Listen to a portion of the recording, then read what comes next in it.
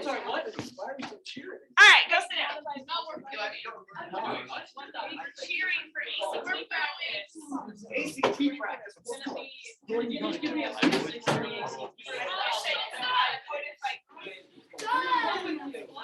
Okay, I'm passing this out. Leave it upside down. Don't look at it. Oh, you know what? Sorry.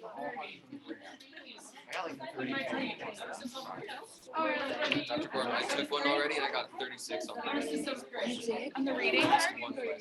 That's amazing. Good job. And then I got 25 on English, so So we gotta work on the grammar. That's the part we're practicing.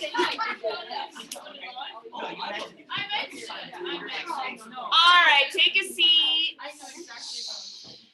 So to start, got lots of people. What? Why is this? Did you steal it from me before? No, it was on my desk and I don't want. Oh, okay. All right, so you're taking the ACT on Tuesday. I know. Sad to remind you. We've done practice in this class. We did apostrophes. We've done commonly confused words and so on. The one thing that we haven't hit, that we hit hard in 10th grade, but it would be good to have a little bit of a review, is some comma stuff. There are like 20 something comma rules, and those are just like the general rules. There are a lot of comma rules, but there are a few things that ACT always tests you on with commas. The main thing is that every sentence usually has a subject, verb, and object. Every sentence has a subject and a verb, and it usually has an object too. So it would be something like, I ran to the store. We've got my subject here, we've got my verb here, and then we've got like the object of the sentence there, right? And the comma rule for this is that you should never separate the subject from its verb, or the verb from its object, or the subject from its object with a comma. You should never have commas, just singular commas in between any of these things. So if you had a comma right there, you're separating the subject and verb from the object of the sentence, and you don't want to do that. So that's a main rule. If you look in, if you're trying to decide if something needs a comma or not, look and see what the subject is, look and see what the action they're supposed to be performing is, and make sure there isn't a comma that divides those two things up. Another comma rule they ask you about a whole lot is non-essential information. My mom, Manette, is an okay cook. She's fine. Yeah, probably. But here we are, we are separating like the non-essential information from the sentence. The sentence is about my mom being an okay cook, right? And this is called in the positive, not that that matters to you. This shows what information we could just take out of that sentence and have the sentence still make sense. So in some ways, yeah, this divides the mom from the verb, but if it's two commas like this, you're just saying it's non-essential. Okay. And then let's talk about compound sentences really quick.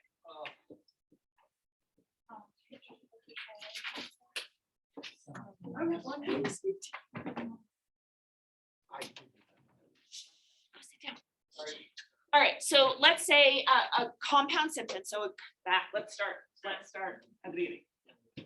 An independent clause, a simple sentence, is a subject and a verb, right? I run.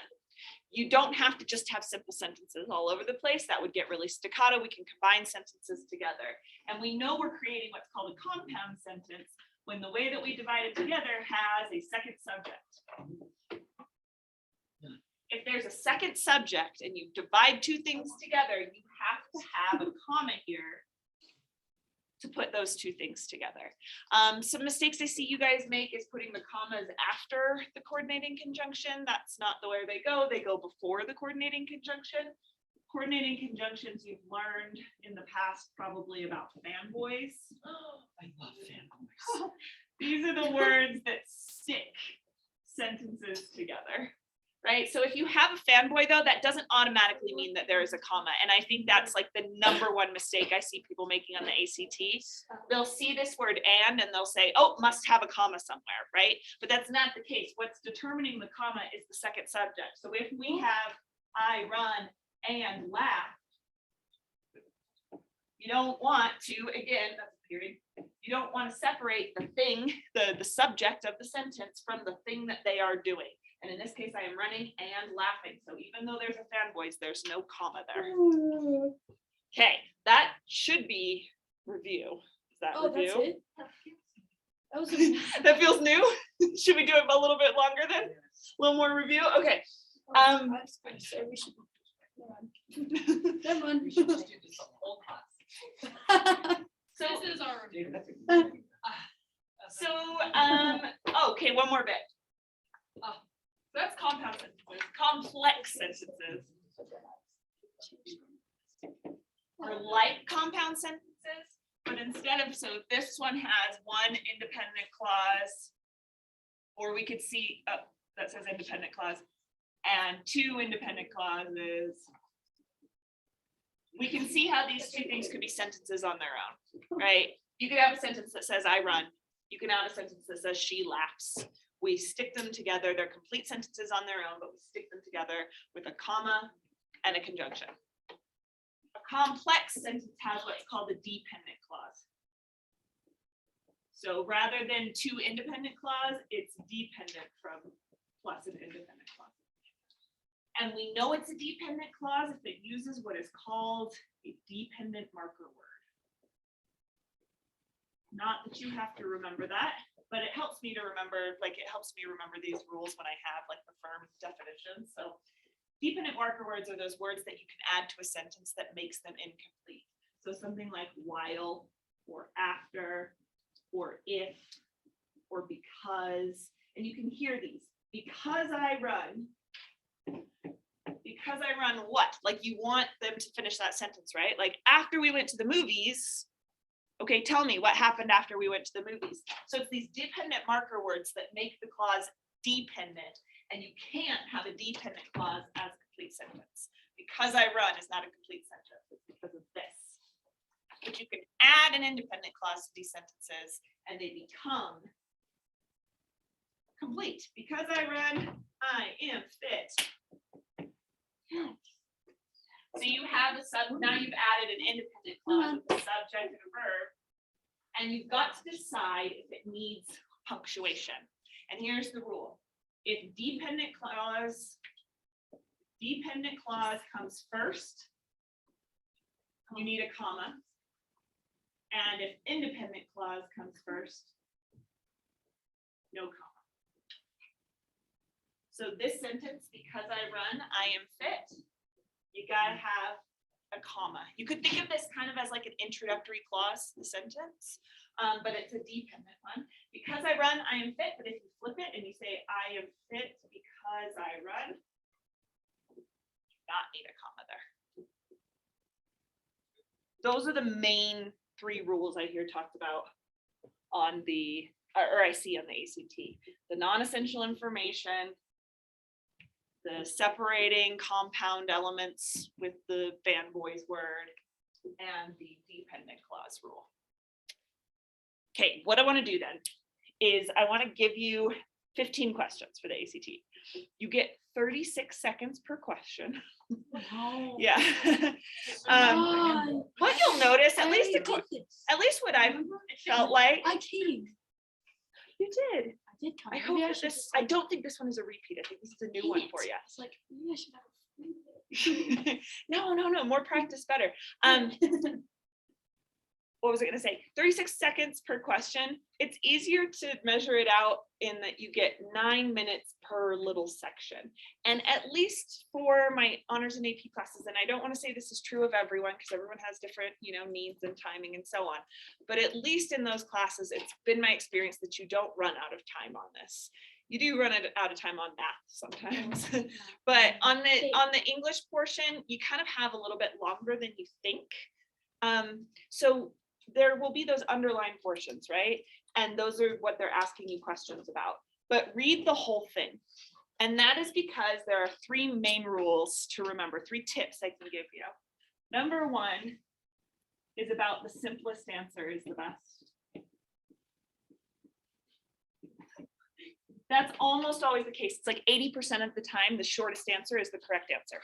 So that's not always true. If you know the answer, if you know it needs a comma, then choose the one with a comma. But most often they're trying to throw a bunch of punctuation in the options and sort of like tricking you a little bit with all that punctuation. And most times the answer that is the shortest and the simplest is the right answer. Yeah.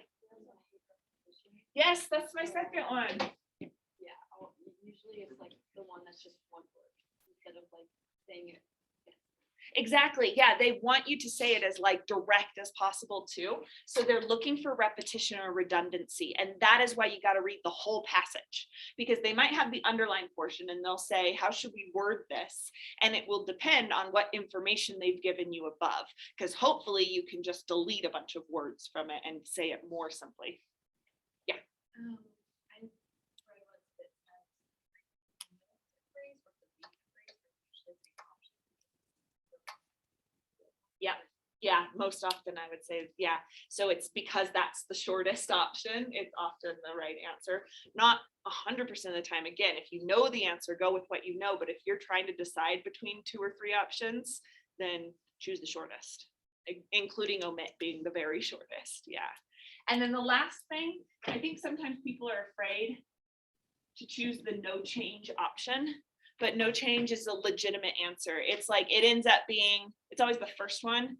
It ends up being the answer as many times as the other option. So what is that? 25% of the time it's A, you know? So it's a legitimate answer. Don't be afraid to choose no change.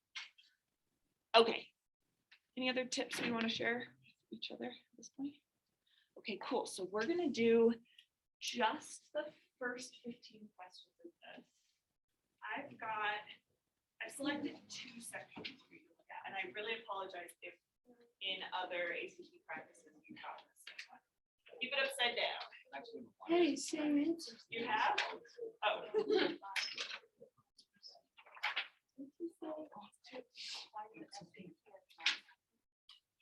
I don't think the SAT tests you on grammar. Is that correct? You know, I never took the SAT. What? But I think the SAT is more vocabulary based than grammar based.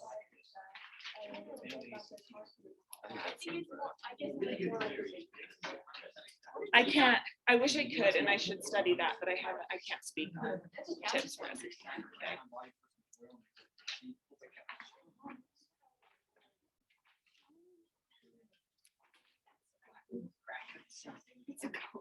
Yeah, He's a big supporter.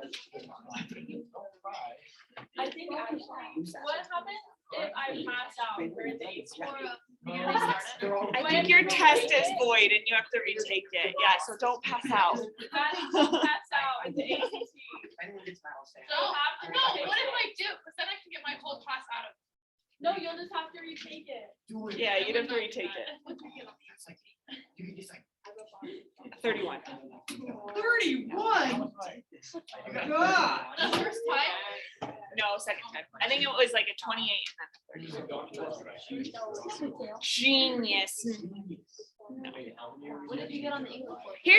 Here's why I got a 31. I didn't do great on English actually.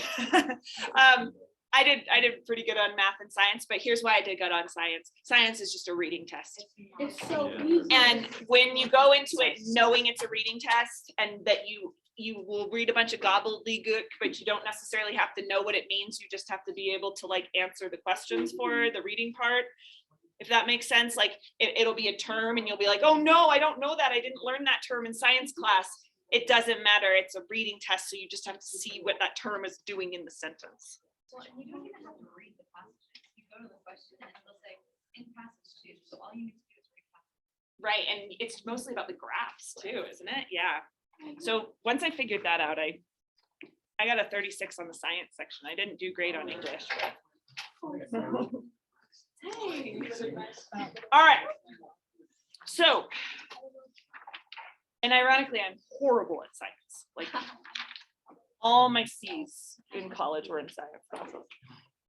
Okay, so we're only doing the first 15 questions. You guys heard 15 questions, 15 questions. So once you get to 15, stop and just wait. I'm gonna make you feel the whole 9 minutes so that you can see just how much time you have. I don't mind if you're on your phone after you're done, but I want you to sit and wait. Don't go on to the next questions. Yep, verse 15. Ready? Go. Are we reading this group? Oh, first. Abraham said in the.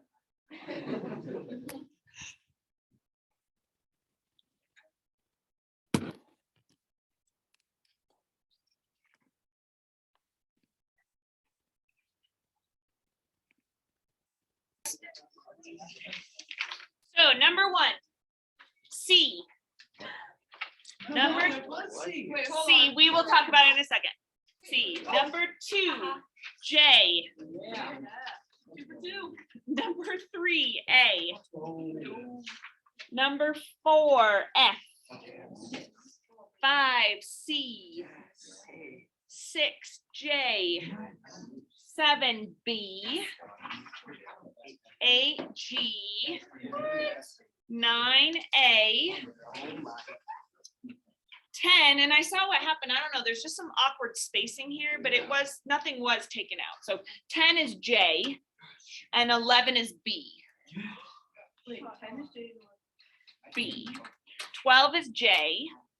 13 C. 14 F. 15 C. 100%. 100%. 100%? Awesome. Wait, let's celebrate. Who got 100%? Raise your hand. You got 100%. Yeah, awesome. Okay. I celebrated. Look, I thought it'd be more than that. All right. So let's talk about this first one, because this one can be confusing. You got to decide if the stuff in commas is essential or not. The way that it is written now, they're saying this is unessential information. We can think of unessential information that has names involved as renaming. It's called an appositive. So it's basically saying you have all the information you need to have when we just say graduate students, when you set that information aside. If you took out Norman and Bernard, it's saying in 1948, graduate students took on a problem. But did all graduate students everywhere work on this one problem? No, it's actually really essential information that we know which graduate students did take on a problem. So that's why we don't set that aside with the non-essential information commas. One example I like to use for this is like, I invited my friend Ralph over for dinner. Versus, I invited my friend Ralph over for dinner. Okay, which of these sentences is a little bit sad? Why? It's like you're taking away. It's like a disappointment that's Ralph. Because it's like non-essential. It's like my friend Ralph. You know. Yeah, I mean, I can see where you're coming from. It is the second one that's saddest, but for different reasons. Kevin?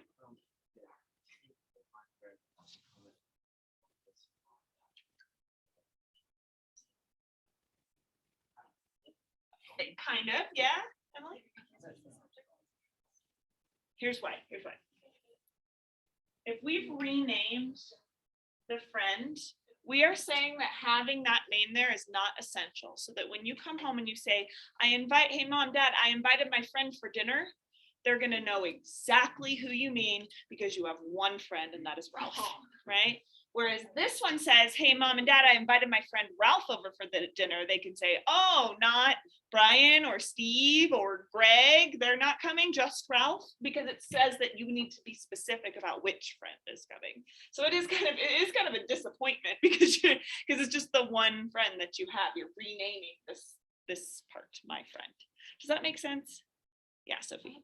So for number 1, why wouldn't it be like, wouldn't it be like you can take out graduate students because we can still say in 1948 Norman Woodland and Bernard Silver took on a problem, but like But that isn't where we'd put non-essential information. Let me figure out why. I think so when we're thinking of non-essential information that is modifying the subject, so in your version, Norman and Bernard would be the subject and graduate students would be extra info, it would have to come after the subject. You'd have to say Norman Woodland and Bernard Silver, graduate students, took on a problem that had troubled retailers. Okay, let's also look, and we can look at whichever ones you want, but let's also look at 13, because that has a different comma rule I didn't tell you about. Okay, so 13 uses what is called a participle. Have you heard of dangling participles before? No, okay, learning something new. A participle is an ing word or an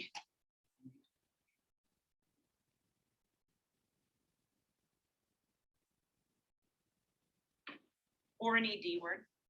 That's how you identify them. They are verbs that are not meant to be the main action of the sentence. Rather, they are meant to describe the subject of the sentence. So shaping the way we gather, track, and share info is all what we call a participial phrase.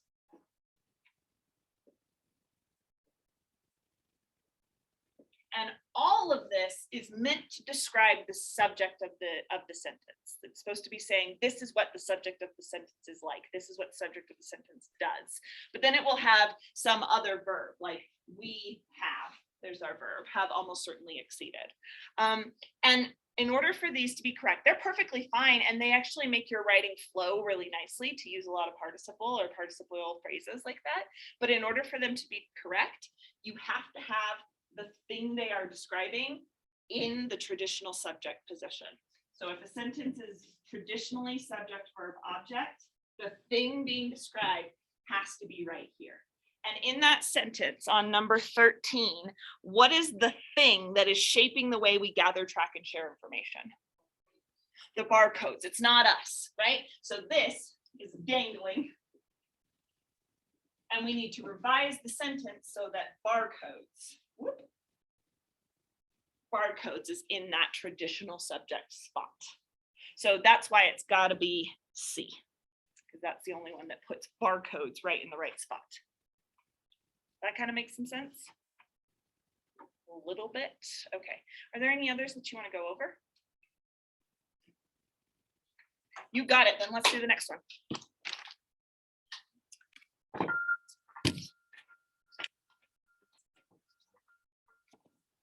Number 16. 16 is F.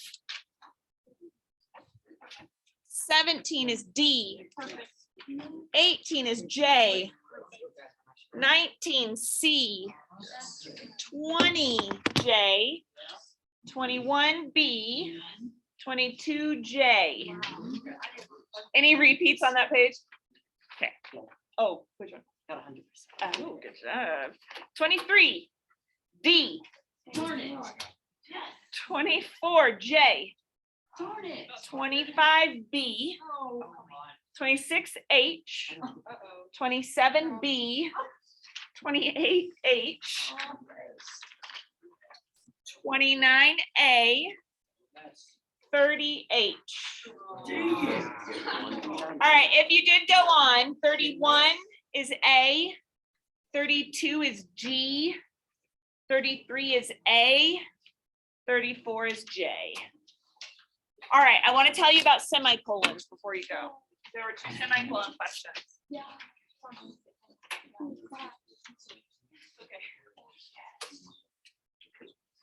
Okay, let's go back to my compound sentence, where I'm trying to decide how to punctuate this, right? I know I want these 2 simple sentences put together, and I've got this is my coordinating conjunction, and I have 3 options for how to punctuate this. 1, I add a comma, and then I have I run and she laughed. 2, I could just write it as a sentence, like 2 sentences. I should have done ran, but I ran, she laughed, right? And I can just divide it that way. But if you feel like these two things are really closely connected, like maybe she's laughing at me running, right? It's not like separate that she's laughing. It's like she sees me run and she laughs at me. Then it could make sense to connect them with a semicolon. And if I do that, I do not capitalize that, and I do not add a fanboy. No fanboys in between semicolon. So semicolon is just like a slightly weaker period, and because it's weaker, these two need to have some kind of connection, and that is not capitalized. So it separates complete sentences. So when you look at that question about via, where's that one? 23. Via a cellular chemical reaction, is that a complete sentence? Via a cellular complete action, why is that not a complete sentence? It doesn't start with the subject. Yeah, so you'd need a subject to separate it. No? Is that what you were waiting for? All right. We still have 7 minutes. I don't know what the like crazy anxiety is in here right now. Are you guys okay? We're just. You're like, oh my gosh. Okay, can I help you with anything else before I give you 5 minutes to decompress? All right. Well, then if you have any individual questions, you can come back there. You can just toss that if you want. It's just for practice.